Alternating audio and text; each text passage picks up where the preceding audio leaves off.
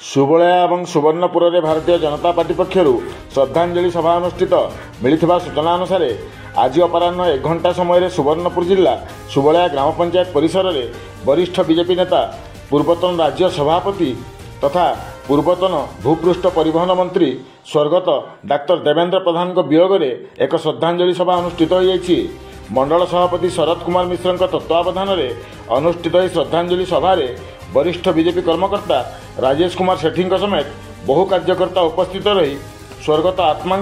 सद्गति निमंते अश्रुल श्रद्धांजलि ज्ञापन करथिले। सेहीपरि अपराह्न 3 घंटा समय जिला सभापति श्रीयुक्त वेणुधर दास अध्यक्षतार